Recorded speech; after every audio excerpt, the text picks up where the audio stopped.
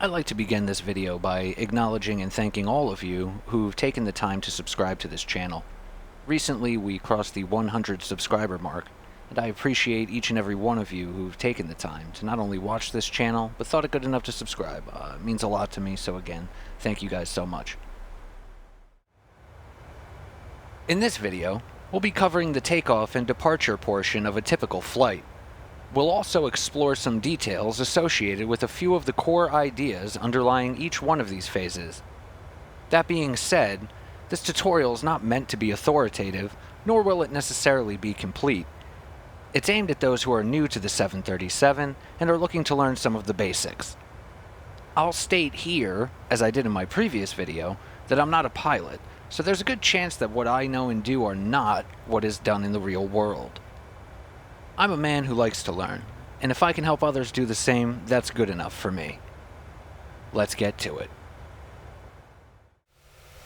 Unlike an Airbus, or even some Boeings, the 737 is a true stick-and-rudder aircraft. What I mean by that is your inputs on the control column and rudder pedals are directly linked to the flight control surfaces.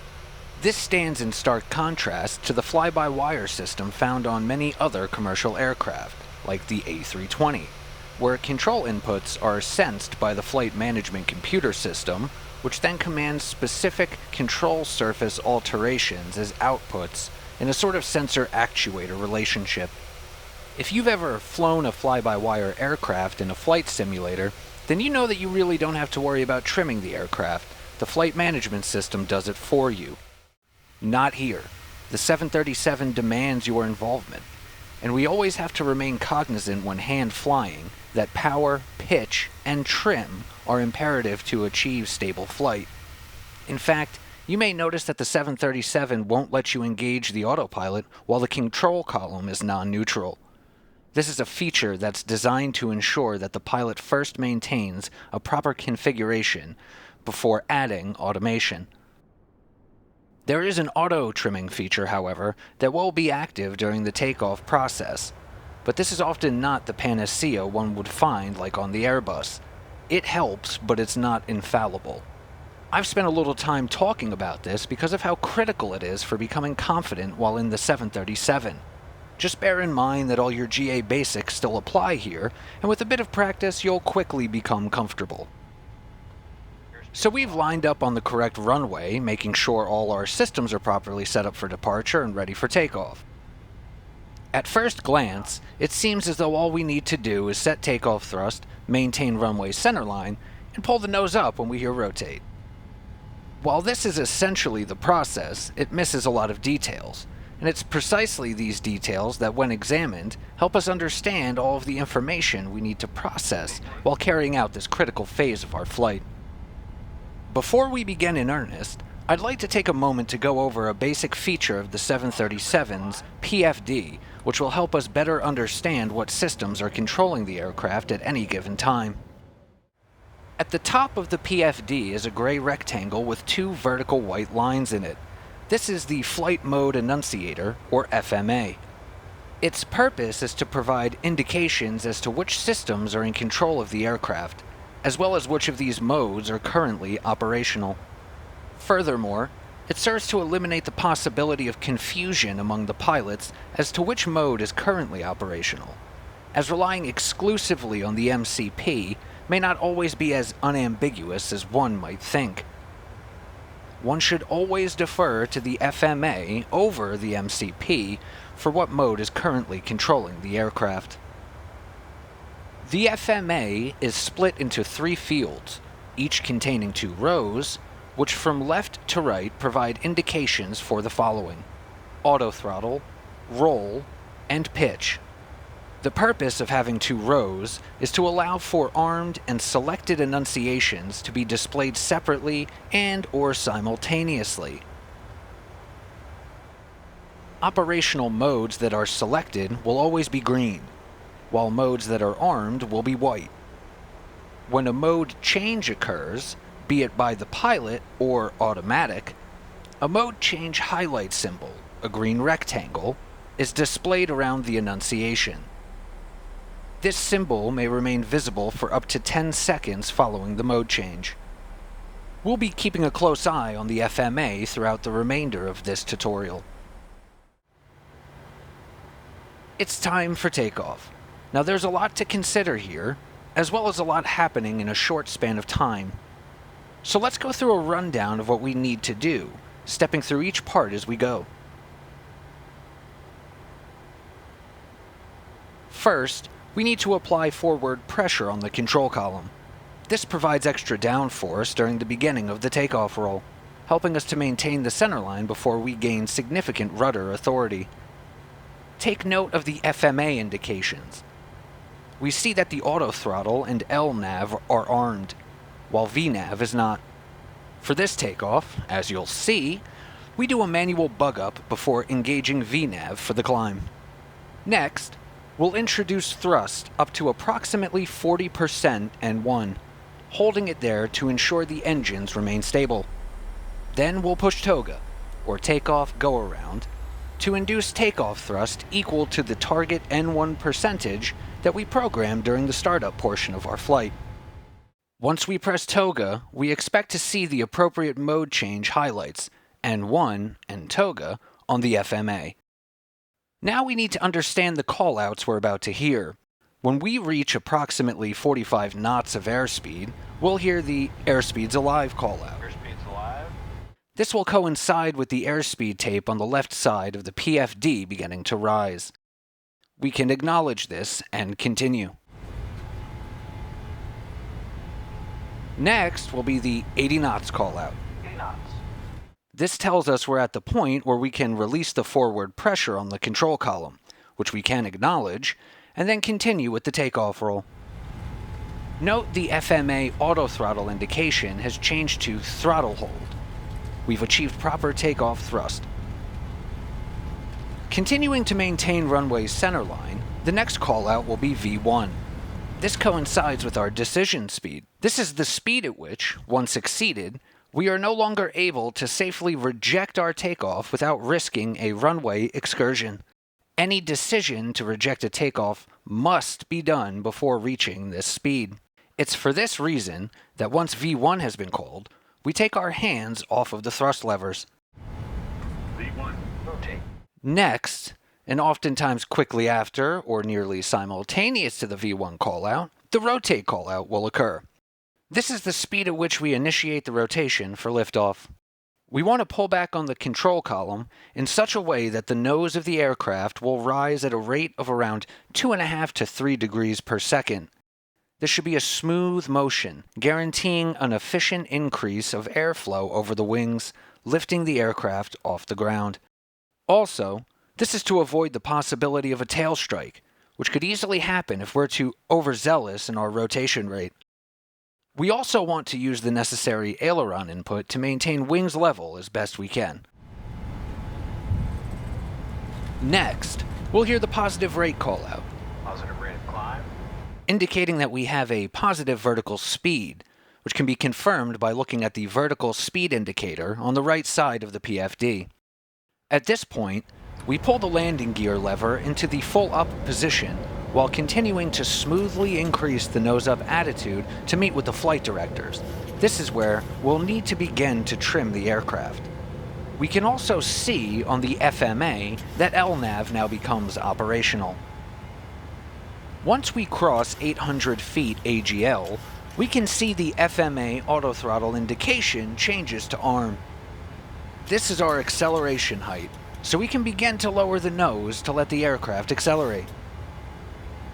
We can now bug up our speed on the MCP, here to 210 knots, and retract the flaps in order.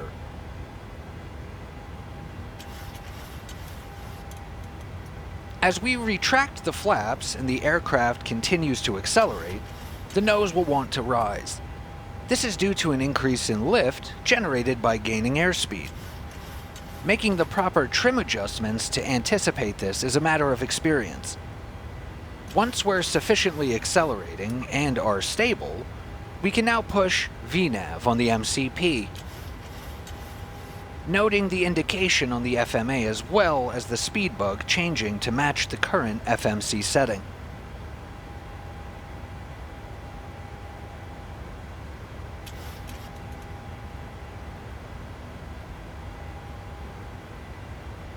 pay attention to how I've used the pitch trim throughout this process. I'm always looking to keep the aircraft trimmed in order to avoid having to wrestle with the control column while making changes to the MCP or having to change radio frequencies if I were online, for example.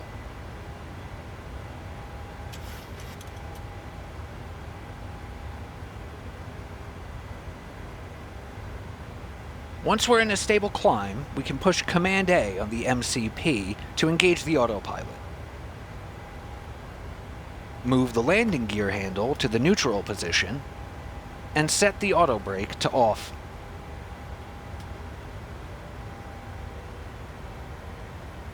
The takeoff phase is now complete.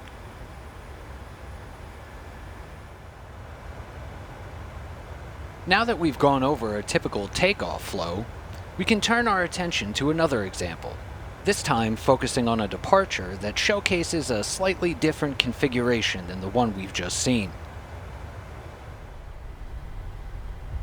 We're currently at Los Angeles International Airport, taxiing toward runway 25 right. We'll be flying the Sebi 3 departure for our Southwest Airlines Flight 1586 to Denver. I chose this myself in order to demonstrate how one might choose to fly a typical radar vector departure. Looking at the departure chart, we can see that when departing runway 25 right, we must maintain runway heading until crossing the outbound 160 radial of the Santa Monica VOR, being sure to not climb above 3,000 feet. Following this, we make a left turn and fly a heading of 221 degrees, continuing to climb before turning toward the Seal Beach VOR, where we must be above 14,000 feet before continuing on to Sebi and the Daggett VOR. To prepare for this departure, I've tuned the NAV1 radio to 110.8 for Santa Monica, set the number 1 course selector to 160, tuned the NAV2 radio to 115.7 for Seal Beach, and set the number 2 course selector to 220. This last course is to give myself a conservative intercept heading for the turn towards Seal Beach, as well as for situational awareness on the ND. Speaking of the ND, I've chosen to utilize the 737's HSI functionality for the initial radial crossing. To change into this mode, simply set the bottom left selector knob on the EFIS control panel to VOR. We'll know we've crossed the 160 radial when the CDI sweeps across the center of the HSI. For our turn, I've preset the heading to 221 and armed heading select on the MCP, which is confirmed on the FMA. Note that this will become operational only after rotation, similar to LNAV in the previous demonstration. Be sure to keep an eye out for all of the FMA indications we went over before while watching this takeoff and departure.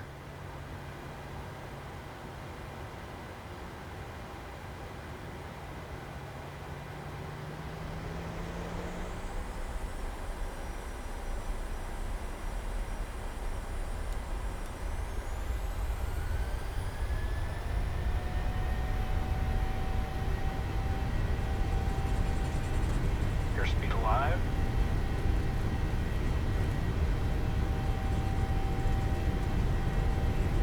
Knots.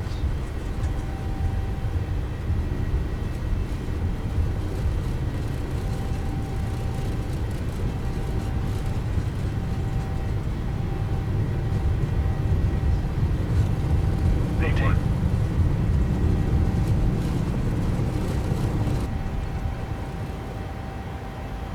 Positive rating.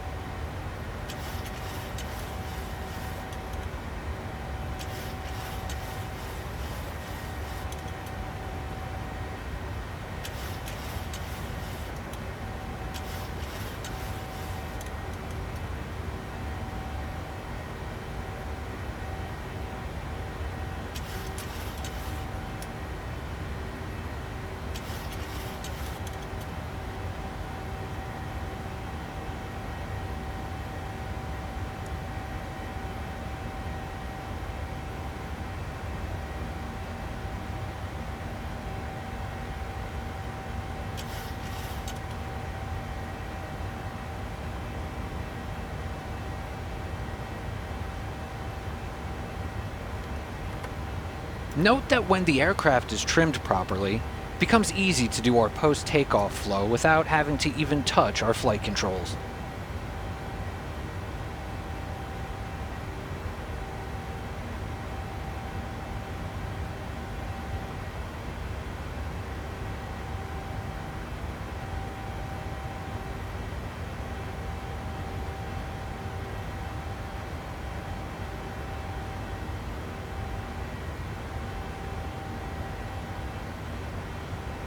Since we're stable, we can engage the autopilot.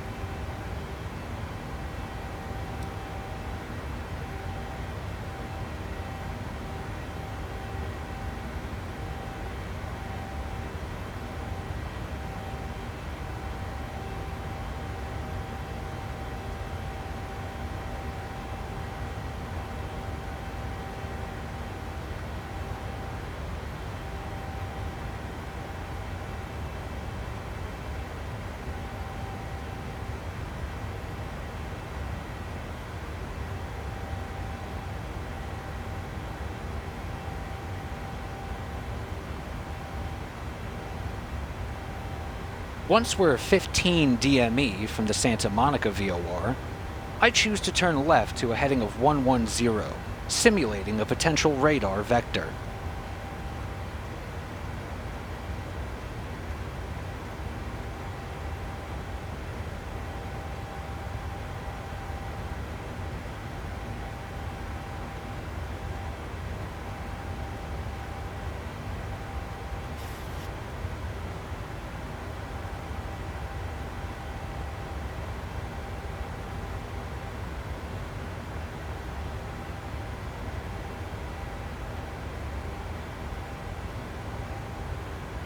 Once we cross 10,000 feet, we can turn off our lights and double-check the overhead panel.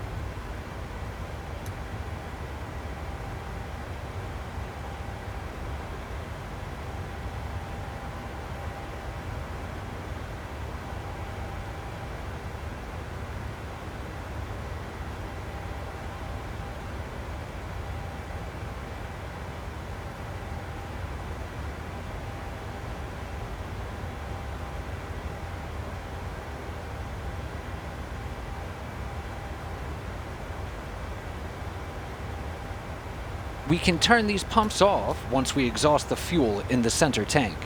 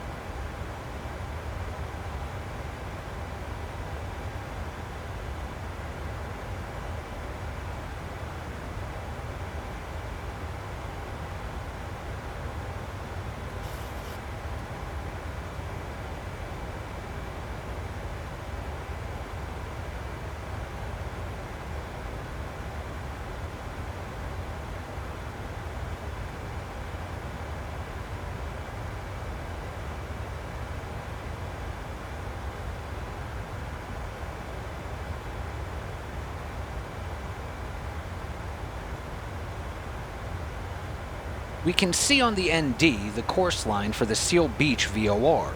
Once we're close enough to it, we can select an appropriate heading for intercept before reselecting it in the FMC for an updated LNAV path.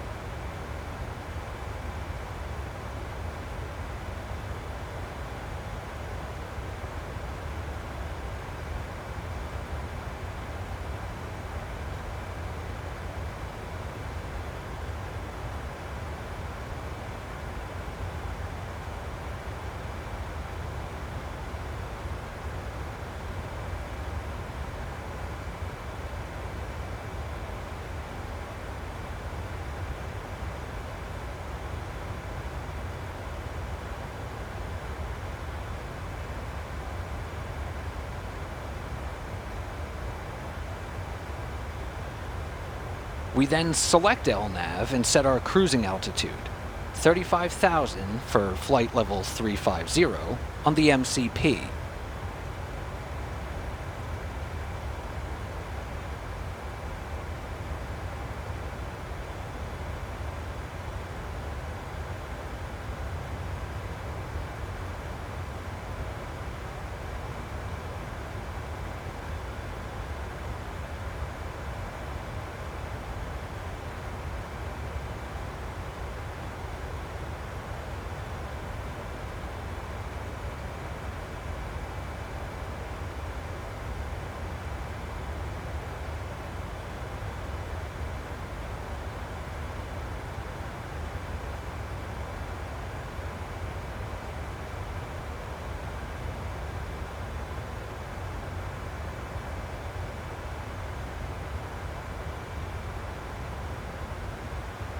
From this point forward, it's only a matter of setting standard on the altimeter once we cross 18,000 feet, and our work is essentially done.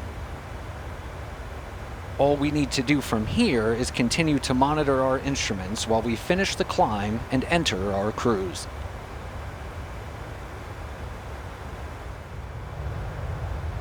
No two takeoffs or departures are really ever the same. And like everything else with the PMDG 737, it's all about practice. I hope you found this tutorial helpful as well as informative. Thanks for watching. Take care.